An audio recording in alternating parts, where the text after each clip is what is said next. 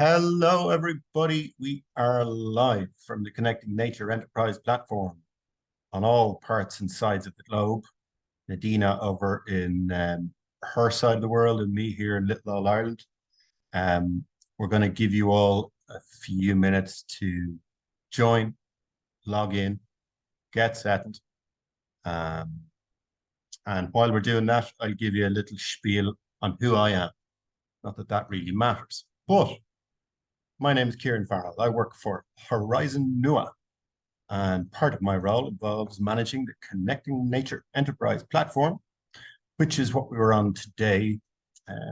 We organize webinars every couple of months with community ambassadors that we have in our different communities of practice for professionals delivering nature-based solutions around the globe.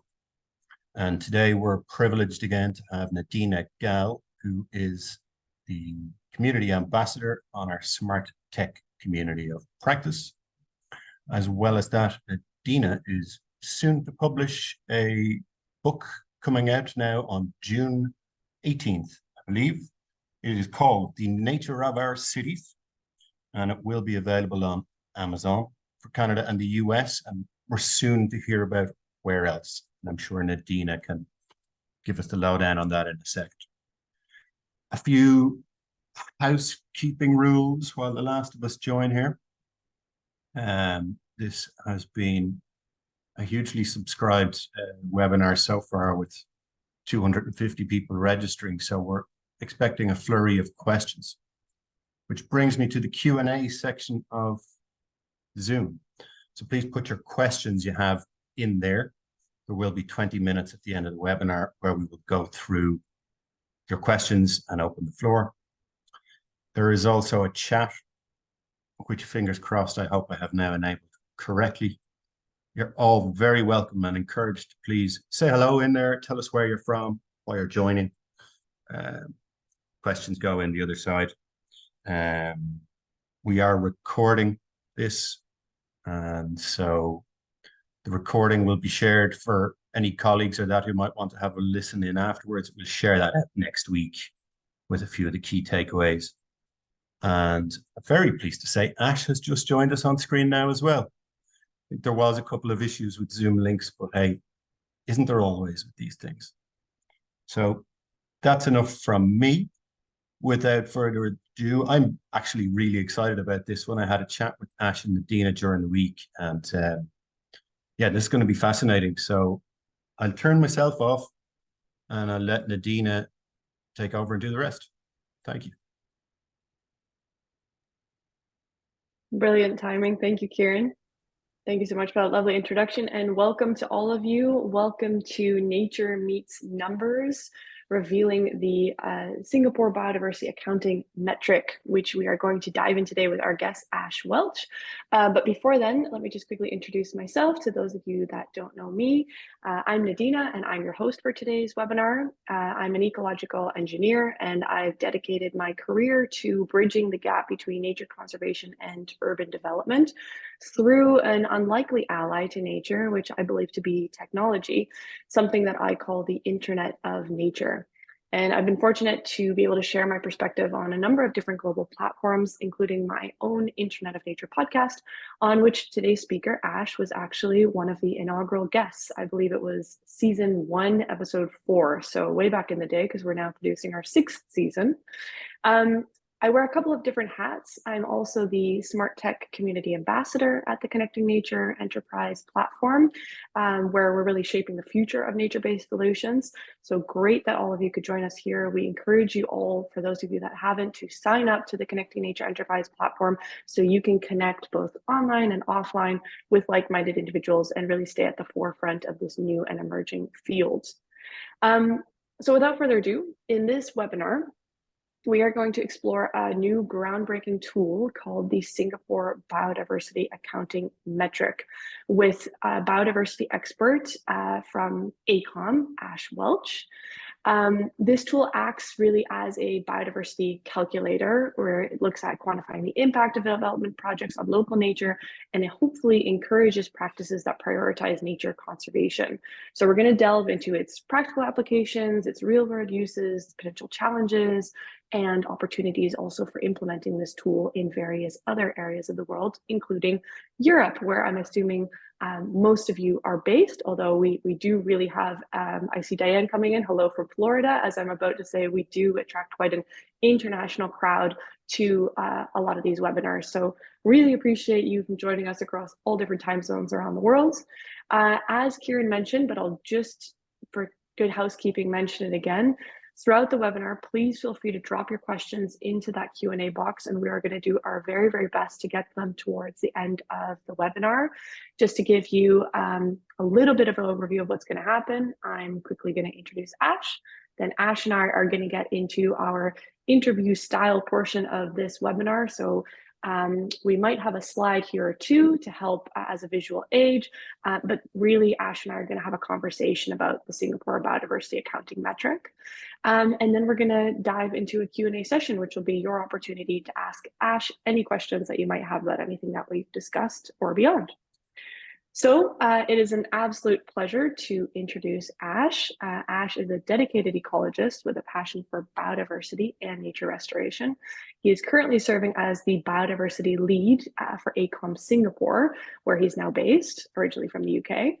He focuses on designing nature-based solutions, habitat creation, restoration, and beyond this extensive experience, he also has worked in biodiversity accounting metrics and global ecological impact assessments, but he's also an innovation champion and a leader in using virtual reality, which is how I initially got to know Ash back in 2019. I had the pleasure of meeting him while he was pioneering the use of virtual reality to promote biodiversity in development. So Ash is no stranger to using all different kinds of technologies for the aim of improving biodiversity, especially in our urban environments. And as I mentioned, he was also one of the guests on my podcast on season 1, episode 4. For any of you that can't get enough of Ash, you can get more of him over there. So without further ado, Ash, welcome to the webinar. Great to have you. Thanks for having me. Yeah, it's exciting to be here. Good. Well, to kick us off, can you tell us a little bit more about your background and what led you to work on the Singapore Biodiversity Accounting Metric? So kind of, as you mentioned already, Nadina, I'm originally from the UK, now live in Singapore, but so I guess I'm a trained ecologist really. And so I spent probably about 10 plus years ago now, I spent a couple of years exploring Southeast Asia, and I worked in Singapore and across Malaysia and Indonesia for a while. And I think that really got me to have a good understanding and get to grips with and just explore the amazing ecosystems we have out this way. And then I went back to the UK and got into consultancy, and taking that sort of inspiration, I started to get involved in a whole range of like new emerging work streams like biodiversity net gain in the UK. So that was part of the sort of training for me to then come here and try and apply some of these ideas. And as you mentioned, like being on your podcast previously, I'm no stranger to trying to find ways to encourage people to do more for nature, particularly in the sort of engineering consultancy development space. So that was the idea, trying to bring those ideas and bring them across to this part of the world. Yeah. And the Singapore Biodiversity Accounting Metric, or maybe we should just call it the metric. Do you have a short form for it? So I personally don't really care. But there's I've noticed some people start referring to it as SBAM or SGBA, because Singapore gets abbreviated to SG. So I personally prefer SGBA, but I think SBAM. I don't know. SBAM has a ring to it. SBAM. Yeah, it does. It's definitely a unique and innovative tool. Can you share a little bit how the idea for this metric came about? What's the story behind its development? Yeah, so I mean, as I mentioned a minute ago, just taking all the ideas of this new emerging workflows and ideas and concepts that have come out of the UK to some extent. I mean, before I came back to Singapore, I had it in my mind that there must be other countries in the world that were way further ahead than the UK in developing these sort of concepts and ideas. And actually, in retrospect, it's not. The UK really is leading on some of these things. So I know we've had quite a dodgy few years in the UK politically and economically, but there are actually still some amazing ideas coming out, and this is just one of them. So taking those ideas, continuing to learn, look further afield, looking at what Australia's doing and what other countries around the world are doing on this type of approach, and then trying to adapt it and make it relevant for Singapore specifically, with then broader ideas to sort of expand out. Right, right. And before we dive into exactly what it is and what it can do, the name SBAM, Singapore Biodiversity Accounting Metric, that sounds very important, but I know that you chose that name very, very consciously, and you chose it over a number of other words that you could have used to call it this that might have had similar meanings. But I know that this title was a very, very conscious decision for you. So why did you choose to call it that? Yeah, so I mean, we could have gone with the obvious biodiversity net gain, or we could have gone with like biodiversity offsetting. But I think in the context of Singapore in particular, both of those are kind of contentious.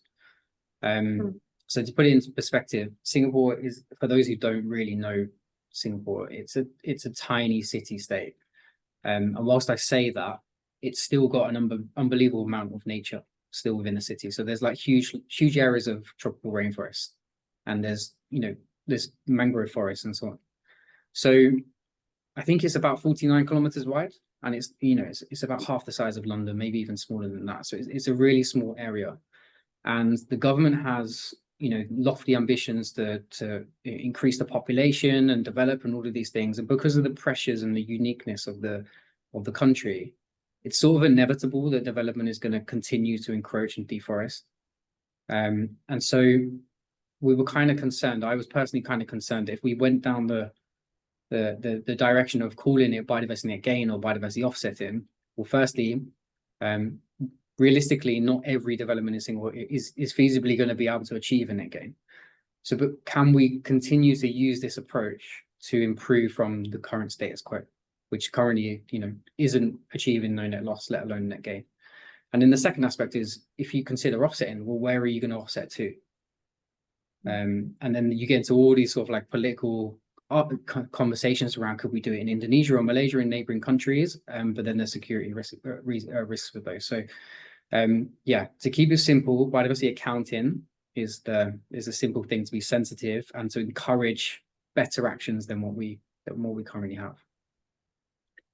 Better actions, but it also feels like the name itself is quite neutral, which seems to be a conscious decision as well. Can you talk a little bit, because I know that name choice is obviously being respectful to the different political issues that might be going on in Singapore. But to be honest with you, that sounds like issues that many other cities are facing around the world.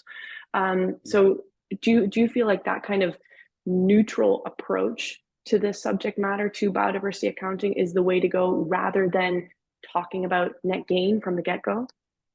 Yeah, it's quite possible, right? Because I think net gain can be a little bit overwhelming for some people. And I think this is what we're starting to see, whether you're working with corporates or you're working with governments. And you can see with COP going on now, like everyone, like the general public really want like clear, direct change to occur. But there are so many trade-offs that I think the general public aren't always aware of, and the governments and corporations are obviously the ones that are grappling with these issues. And so I think taking it step by step, let's start off with, calling it biodiversity accounting. If we can get people to start assessing and calculating the value of the, whether it's their operational sites, or if you're talking about in terms of development, what the baseline is compared to what they're going to then build in the post-development, then that's a good first step, because then it makes them aware of their impact, which they may not have previously been aware of. The next step, further down along the line, once people may be a bit more warmer to and understand the topic a little better, then maybe we can start to introduce those terms. But I think from what I've seen, And the conversations I've had with different people in different in government and in industries here, this seems to be a more favorable term to use at this moment. I like that. It feels welcoming. Absolutely. And on that note, can you tell us a little bit more about how this tool, kind of what's already out there in the market in terms of similar tools, and how does this differ? So there's, I mean, if most of the audience are from Europe, then they're quite possibly aware of the Natural England or DEFRA metric that started from in the UK, and in particular in England, where that's now going to be mandated, I think, from 2024 within all development projects, which is a really positive thing. And then there's And that was DEFRA. Just for the people that aren't familiar, yeah. Ash, can you define that? So DEFRA is the department, effectively the Department for Environmental. It's essentially like one of the environmental agencies in the UK. So it's an acronym, DEFRA, and then there's another agency called Natural England, which is effectively a subset of DEFRA. And so if you go onto Google and you type in Natural England or DEFRA and then Biodiversity Net Gain, then you'll see lots of things appear and you can go and investigate that tool. I think that is probably the leading tool in the world at the moment, and possibly the one that is starting to be regulated at a national level, which is really positive. But then there are others as well. So there's an offsetting tool that was developed in New South Wales, and that's slightly different because it's obviously Australia is absolutely huge in comparison to somewhere like the UK or Singapore, and so you're generally looking at like much larger land areas. So that one deals with like big offsetting, and then there's been a big push in the US around like wetland offsetting. So there are different tools in different ways, but I think most of them sort of are starting to converge around the same concepts and ideas, which is quite positive because that means that, you know, if we're building these metrics, then there is a level of comparability, and it allows for people to understand how they work and to scrutinize them. So yeah. I think that's quite a positive thing.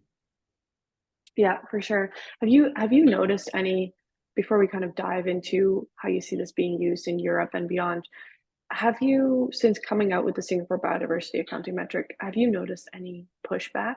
Because just to rehash an earlier point that we said about the metric having such a kind of a neutral facing title, I feel like it's also really smart strategically, because sometimes I feel like when these tools come out, the very first instinct that people feel is they immediately want to go on the defense. They immediately say, well, this, and this is not going to work regarding this tool. This isn't a black box. How can you possibly make these assumptions? This is, you know, terrible input data. How can you possibly trust the output, and what have you in terms of critique? And of course, we welcome critique and we want constructive criticism, but sometimes I feel like when these tools come out, people immediately, you know, back up and become quite defensive rather than run towards them and try to discover more how they could be used or how you can improve them. Is that something that you've noticed at all? Yes and no. I think what's quite interesting is the way that Singaporeans, I think Singaporeans are generally very receptive to new ideas and innovation in a completely different way to what I'm used to in the UK. I think that pushback definitely was there in the UK when this type of approach came around. I think here people sort of are willing to take on new ideas in a much more, and perhaps that's just the way that, you know, Singapore came around as a country and how it's developed to today, and it had to sort of use innovation in ways that other countries hadn't. But yeah, I mean, I've definitely encountered that with the conversations I've had. I mean, part of the sort of the process of trying to get people to use this metric has been to, you know, go around to different agencies, to different companies, to different consultancies like myself, the different people that we think might use this metric, introduce it to them and say, look, and show them the power of it, how it can benefit what they're trying to do. I guess, you know, everyone's coming at it from a different angle, and I think sometimes there is a tendency to just be a little bit tentative around using it. I don't think it's necessarily a negative thing. You know, I've been very, in terms of the data that we've used to drive the values, myself and the team that have developed this have been very transparent about how we've derived those. And we have a website, and everything's on the website, and you can instigate and interrogate all of that data and the methods and approaches we've taken. And, you know, part of the approach I've tried to take is to be as collaborative as possible. So reaching out to different groups and saying, look, okay, we've produced version 1. we want to produce version 1.1 with all of you, so that we Right. can make this sort of a thing that everybody feels like they have ownership of, and that they understand and that they believe in, rather than it being something that they feel like it's forced upon them. So that's the approach I'm trying to take, and we're trying to be sensitive to that. And even that in itself is not necessarily working, because different people have different viewpoints. But I think as we go along, hopefully that will start to work. Well, I think that point on collaboration is an important lesson for people to take out of this webinar and to take home today. If this is something that they want to try to apply to their own cities and their own ecosystems locally, that I think without that collaboration, it will be really also difficult, and you can speak to this later, to get the data that you need to do something like this as well. Because I can imagine that, we're not talking about data that's necessarily widely accessible. Yeah, so in a way, that's where we're quite lucky, because Singapore is so small. We have like, my company and the group that I've worked with, we have a huge amount of ecological data sets that have been drawn from the vast majority of the green and blue spaces in Singapore over the past 10 years. But we can't necessarily do that elsewhere. I think that the chances are that all of these companies that do EIAs and agencies and developers probably have this data. It's segregated across the place. It's just that we were fortunate enough to be able to, bring it all together here and produce values that we think are pretty good. So we're kind of already answering the next question that I had for you, which was about if we want to scale the Singapore Biodiversity Accounting Metric to other places, specifically because I know you're originally from the UK, so let's just hone in on Europe for the moment. What challenges and opportunities do we see in adapting it for the European context? We've already talked about this important role of collaboration, this important of data availability and having that be accessible. What are some other challenges or opportunities that we have in the European context? Yeah, so I mean, data availability is definitely the big one. Maybe if I could just share the screen, share an image, and this would probably provide a bit of context. Sorry, Ash, yeah, it's enabled now for you. Okay, great. Okay, so hopefully the audience can see that. I'm just going to show a diagram. This is for those who don't really understand the concept. In a nutshell, in its simplistic form, this is basically how it works.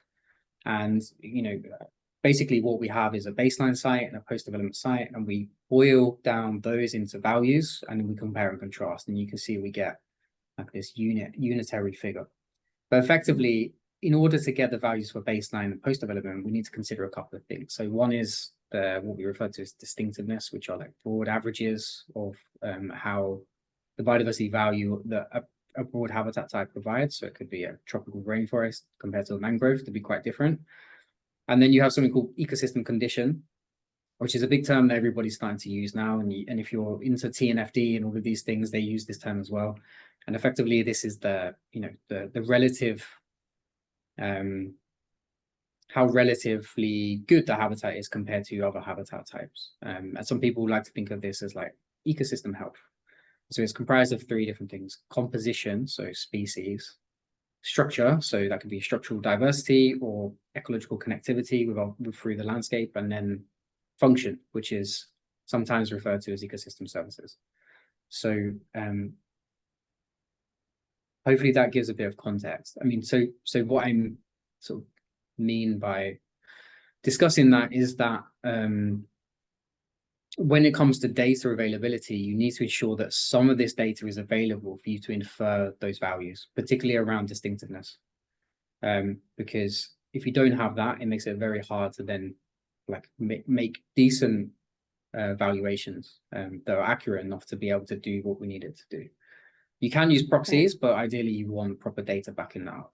So that's the first thing. And a place like the UK has like such good data sets already and has done for years that it makes it a lot easier to do. And I can't speak for the rest of Europe, but that would be the first thing. I think the second thing is like, with there's this CSDR initiative that the EU is implementing, and that will start to require businesses to disclose on biodiversity. And that would probably encourage them to start thinking about this type of approach. So I suspect in the future, more accounting metrics like this will start to appear in Europe. And that might actually initiate the EU or other organizations in Europe to start compiling these data sets so that things like this can be done. So that's quite a key thing. And that's kind of what needs to happen everywhere for this to be like a realistic option, really. So that's the first thing. I mean, secondly, you kind of need the appetite. So there's two levels that this can happen at. It can happen at like a national level through regulation, like it's done in the UK. Or it can be voluntary and it can be done at a corporate level.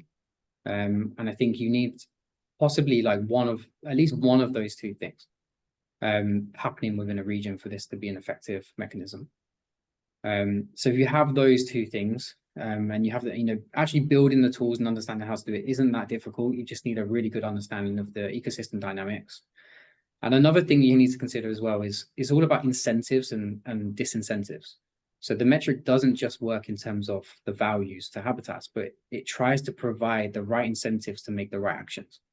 So for example, if you chop down 2 hectares of forest and you try to replace it with habitat that's not quite as good to achieve a no net loss on that gain, then there are certain incentives that are embedded into the metric to try and, make sure that those types of actions don't happen and to make sure that really good habitat is put back, that it's going to be long lasting and so on. So I was just looking at a biodiversity credit methodology earlier today, and they used very similar approaches and similar concepts. And one of them had included an incentive based around time to encourage someone investing in nature recovery to do it for as long as possible. So 50 years plus. The more years you do, the greater number of credits you would get in exchange, in addition to like a calculation that worked out the actual value. So there's little things like that that you can consider and put in there to really incentivize the right actions. Speaking of the right actions, can you speak a little bit on, in that diagram, you showed that, the action is often to revamp the design, change the design to really lessen the impact that you're having. Can you talk a little bit about what some of these design tweaks might be? Very practically. Yeah, so of course. So I mean, the best thing to do is always to follow the mitigation hierarchy. So for those who aren't familiar with that, generally I guess this stems from the impact assessment methodology. The first thing you're supposed to do is to avoid. But what we find is more often than not, by the time you come into do an EIA or to do one of these assessments, you're doing it at a point where the developers already decided on the location, which makes it very hard to avoid the biggest impacts to nature. So we can use this calculator to work out, okay, which habitats on this site that they're looking to develop on provide the most units and therefore should be retained where possible. And so you can use that as a sort of a decision maker, and then you can go back to the client or the developer and you can say, look, or the designer, and say, look, you're going to have a huge net loss if you destroy these habitats. How about designing it differently? So you design the structure differently to avoid that area, build around it, and focus on the less contentious, the habitats that provide the fewest units and the lowest value.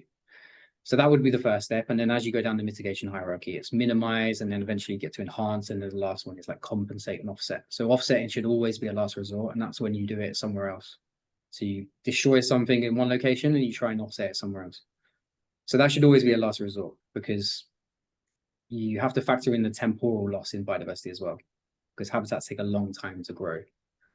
And so in terms of like a development node, you can do all sorts of interesting things. And if it's an urban development, you can even value green roofs, green walls, and you can design them so that they're more sensitive to biodiversity to get more units.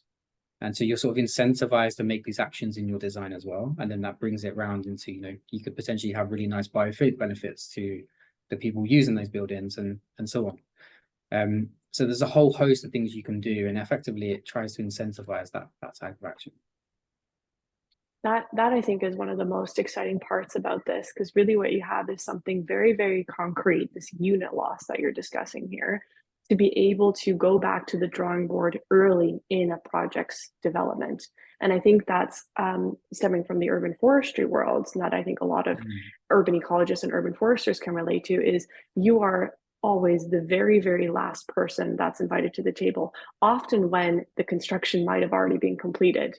And then it's like, ooh, that's looking a little bit sparse. What can we do to add some greenery here and there? Which is, of course, you're way past, being able to do something that had, true meaning in a biodiversity sense. So I think that to me is what's one of the most exciting developments here, is you have that system of checks and balances early on, so that you can actually make changes that are going to be so much more meaningful down the line, and that actually, incorporate this level of temporality to it as well. Yeah. I mean, the best thing you can do is, and I always say this to everybody, this type of approach really works best at the very earliest possible stage. And then you iterate with it throughout an entire design. That way you're having an influence on the very first stage. If you come in right at the end of the design, it makes it really, really difficult to do anything. It's far too late.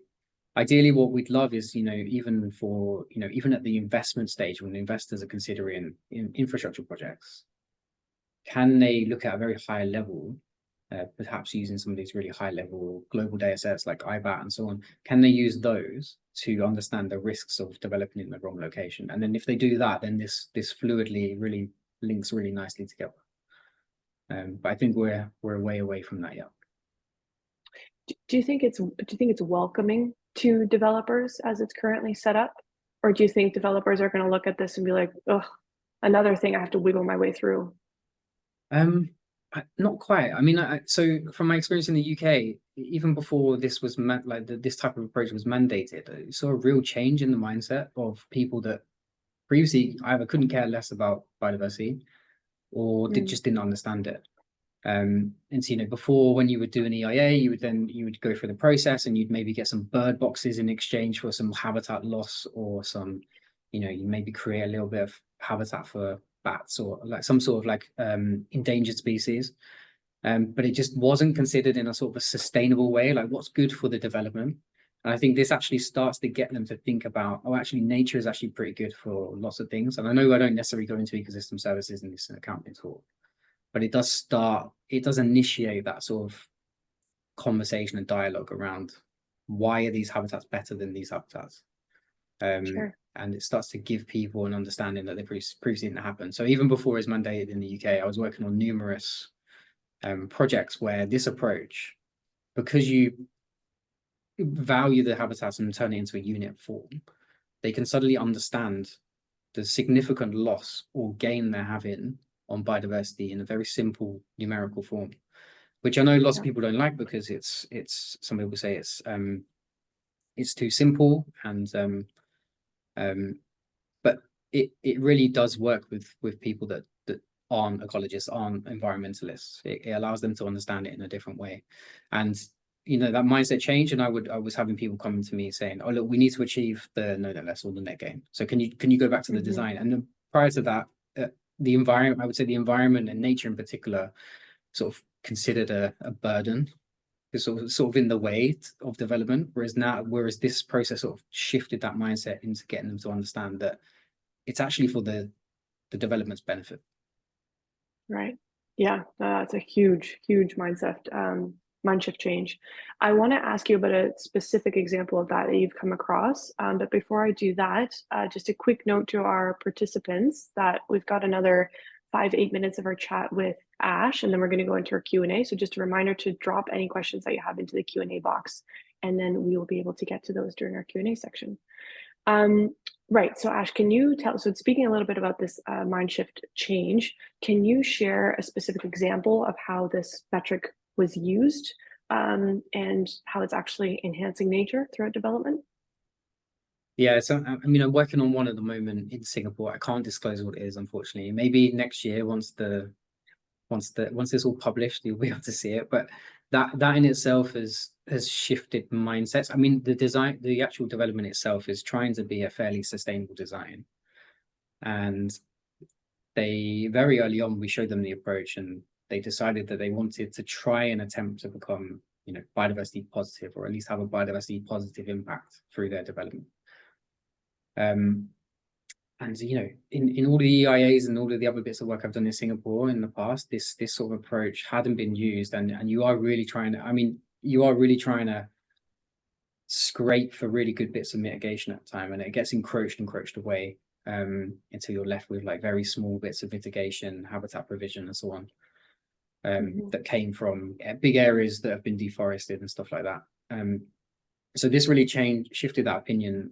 And so, for example, in this particular one, the development is looking to put big buffers in against mangrove sites, and then the development will be offset on top of that. And the actual development itself will have, you know, a sort of a pseudo green roof that will also contain water bodies, and then it will be shelved down. So there'll be like a platform that goes down, and landscaped on top with like, you know, sort of biodiverse habitat that links nicely with these wetlands and mangrove. So there's a sensitive design throughout the development. And then on top of that as well, you know, normally what you would get in Singapore is that a development will come along. It could be a housing development, it could be an office block, it could be, you know, a railway scheme. The landscaping is always the same. Singapore's landscape is amazing, but it's not designed for biodiversity on the whole. So the biodiversity that we've seen come back into the city has been incidental.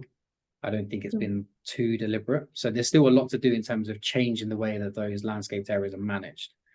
And so this sort of promotes that change in action.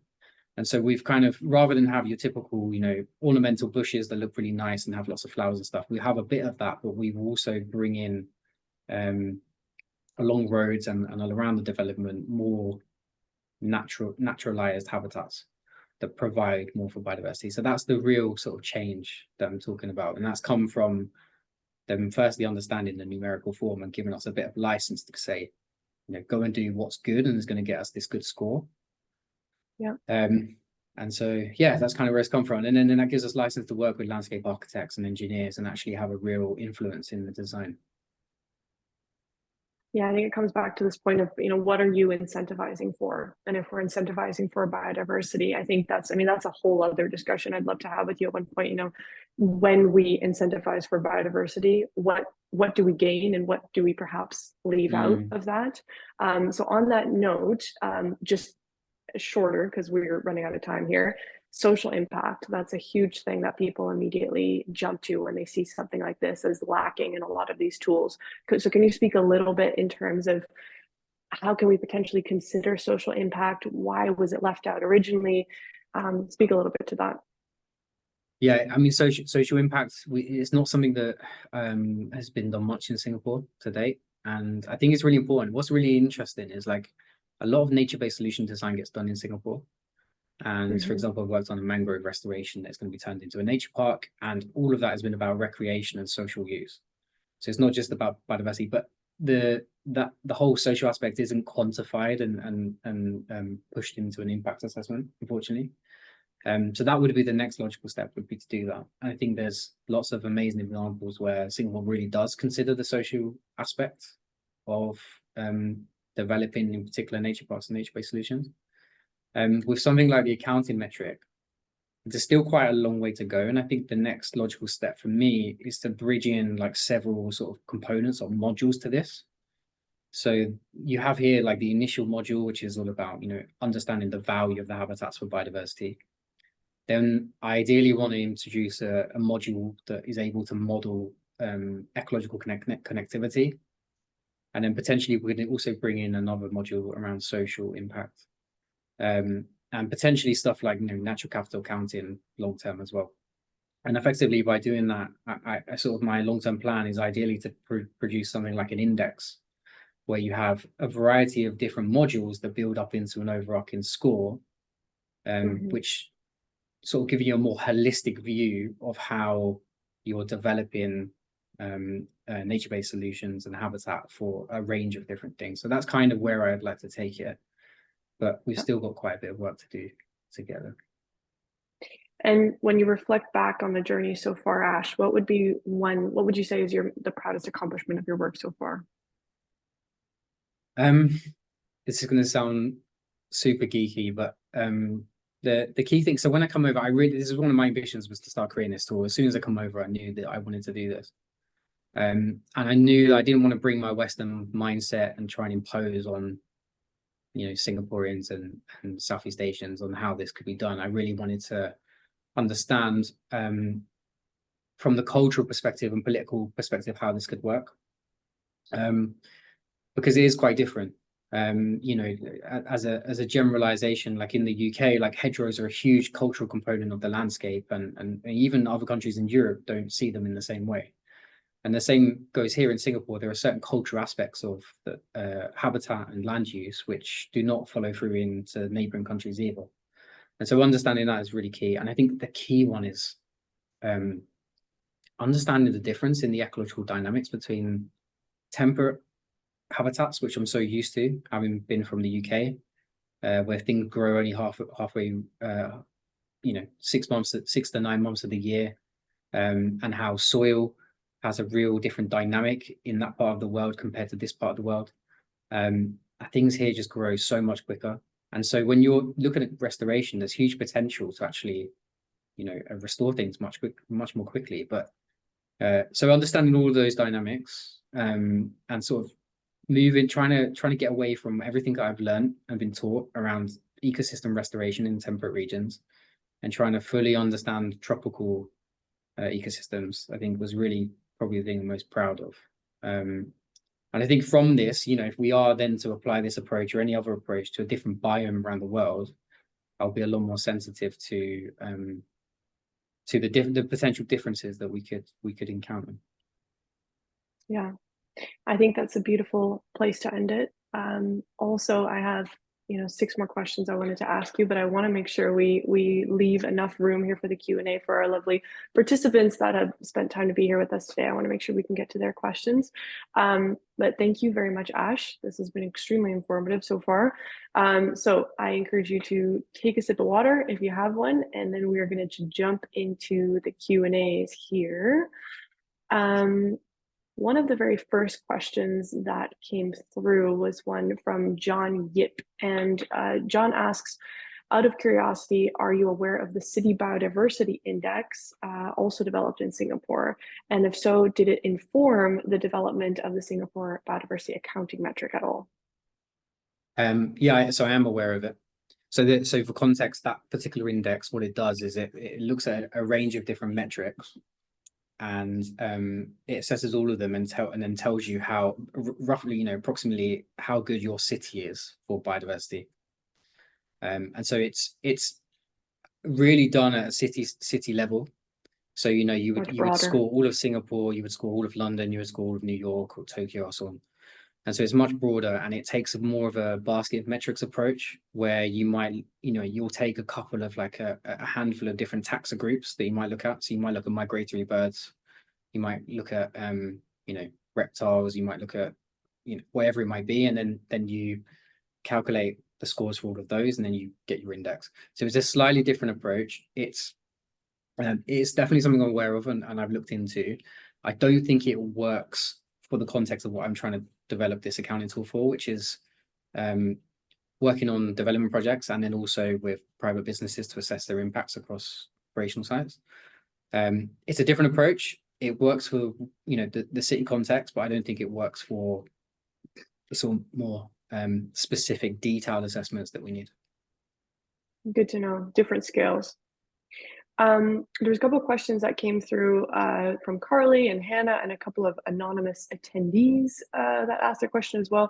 Just if I can succinctly put their questions together, we're really kind of asking for more information on what is behind these biodiversity value units. Is it only a numerical value? Is there also a spatial component? And what particular metrics and data collection is going into being able to get these units in the tool? Yeah, okay. So I mean, there is a website. This is all open source, so anyone can go and download it, and there's a handbook on the website, and it's all interactive, and you can look at everything. And on there I describe the methodology around how we value the different habitats. There's a classification for the different habitats that we've produced as well. It's all completely transparent. So if anyone wants to go and interrogate that data, please do. You're more than welcome, and you're more than welcome to contact me and we can have a conversation. But in terms of how it's derived, we have something called distinctiveness and something called condition. And we also take into consideration extent as well. So for every habitat that you have, you would need to calculate the area of the habitat. Then every habitat has a preset distinctiveness, and then you have to ideally using survey data, then determine what the ecosystem condition is. However, you can use proxy data and you can make assumptions if you really want to, and you don't have data at a certain point where you're trying to assess things. So those are the key components. There are a number of other things in there as well, which I won't go into because it'll probably complicate things. But I would say like the key core components are distinctiveness and condition. Condition is what I mentioned earlier. And effectively we have for condition, we have a different survey sheet, a set of criteria for every ecosystem. And what it attempts to do is to ask the surveyor a series of criteria around composition, which is species, so effectively species richness of that habitat, using the data that you've recorded.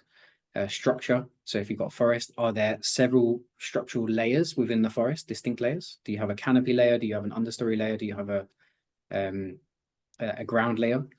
And then it looks at, you know, invasive species and a number of other things as well. So it's really trying to look holistically around how good that specific habitat is. And then the distinctiveness is derived from our big data sets that I mentioned earlier. And that focuses on things like the average species richness of that habitat, the number of unique species that are supported by that habitat, which are not found in any other habitat. So for example, tropical rainforest is very species rich, and it also supports a very high number of unique species. But if we compare it to a mangrove, mangroves aren't actually that species rich. But what they do support is a very, very high number of unique species found in no other habitat. So we need to try and balance these things. So it's all about trying to balance the, you know, what constitutes importance for nature conservation. And then we consider things like, you know, conservation significant species and rarity of habitat and things like that. So that all bridges into what makes that value. Yeah. Yeah, I can only imagine the headaches that went into those discussions in terms of how you weight certain things.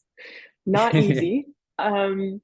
We've got a question from Nick and from Estefania, which are similar, which is this, you mentioned it's open source, but is it also free of charge for people to use? Yep, it's completely free of charge. So I made a deliberate effort to make this completely open, transparent. I didn't see any point in commercializing it, because if we commercialize it, then it sort of renders it almost useless to some extent. Yeah. The other point, I guess, is one thing I was very aware of is because this is an emerging industry, other people are going to want to make their own metrics. And so if we're in a situation where, you know, there's 5 different metrics in Singapore and everyone's using a different one, it could potentially lead to greenwashing. So the whole idea was publish this, make it open, and try and get everybody to use the same resource. And then even if someone does come along and produce something else, at least ours is transparent and it can be compared and contrasted. So that's the idea. Yeah. So if anyone wants to use it, you're more than welcome to. Well, good on you. And I know a couple of people have been asking about the link. So Kieran, I'm going to ask you if you wouldn't mind popping the link into the chat section for everybody to be able to immediately go there and take a look. No problem. It's in the chat earlier there, but I'll drop it in again. Okay. Oh, thank you very much, Kieran. Okay, we've got a really good question here from Stuart Kahn up here, and he says BNG in the UK still has its detractors and weaknesses, as you mentioned earlier, Ash. One of these in particular is that it is more effective in rural environments than urban. How have you evolved and improved the Singapore metric in relation to these weaknesses? Yeah, it's very true. So I think what sorry, is his name Stuart? I think what Stuart is getting at there Stuart, is if you, so for example, if you take the situation of a brownfield site in London, for example, right? And you apply the BNG metric. If some brownfield sites are good for biodiversity, but if we're talking about one that is basically paved over and then you tear up the paving and you build a new building, you have no biodiversity in the baseline. So there is then no incentive to put anything back in the post-development. So that's where it doesn't work, because you've got no incentive to actually put anything back. So I've been very mindful of that. We haven't actually bridged that into this yet because it's quite difficult to do. I think one a different metric which is pretty good is the urban greening effect in the UK, which really works well in that situation. And what that does is it works from a completely different standpoint and is more landscape focused. So it isn't actually focused on biodiversity per se. But what it does is incentivizes things like green walls and green roofs going into these urban developments.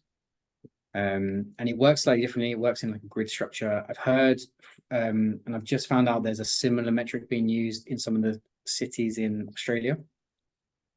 And so it's not something I built into this yet, but I'm aware of it. Most of the developments that I work on in Singapore are not urban redevelopments. They're actually ones that mean loss of habitat. So that was my priority. But as we move forward, I will be looking at those and seeing how we can integrate them into this, and perhaps modifying the metric so that it has two components, one for those urban redevelopment sites and then another for the more rural ones like Stuart points out. Because they definitely do need slightly differences. Speaking of differences, Julia Haywood also had a question. She works with corporations with direct operations around the globe, and many are interested in implementing a biodiversity accounting tool similar to the Singapore Biodiversity Accounting Metric. And she basically asks, what is the sensible scale to do these at? So we've talked a little bit also in our discussion, Ash, about what are some of the challenges, and we've talked a little bit about the City Biodiversity Index. That's at the City tool. From what I'm understanding, you really want to be honed in onto the plot specific scale, but please correct me if I'm wrong. What is the sensible scale for us to be able to do this at? I don't know. I don't think there is a sensible scale. I would say like maybe looking the other way, there probably is a too granular level that you could go to. I think ideally you want to be looking at, half a hectare plus. You don't want to be looking at very minute urban developments with this. But I think this has been built so that it can be used at a high scale. So I know this is for Singapore, and in Singapore it won't be used at high scale because there's not enough space. But if we extrapolate this out to work across Southeast Asia, which is one of my ambitions, the way that we've built the metrics, and in particular like things like the condition criteria, lends itself well to like nature tech, so using things like eDNA, bioacoustics, and all of those things. So if you're working at scale and you can't go out and do extensive surveys, you can at least use these mechanisms to gather data and then infer some of these criteria. So I think it would work at scale. There are some tweaks around the way that I would, like for example, the way that we do flora surveys here in Singapore are quite robust, using like big quadrats and so on. And effectively we're saying that you would use the quadrats within your plots as a representative sample of like the overarching area. So providing you would then able to work that out across a larger scale, it could also work. But I'm also open to people using nature tech to do things much wider scale, because I think at that scale you really do need to think slightly differently. Well, and on that note, Ash, how would you like, so we had about 76 people join us live today. I know you've made this open source, you've made it free to charge. You want people, you're one of the first to the market with this, so that you really want this to become the standard. What is the most ideal way for people to collaborate with you and with AECOM on this?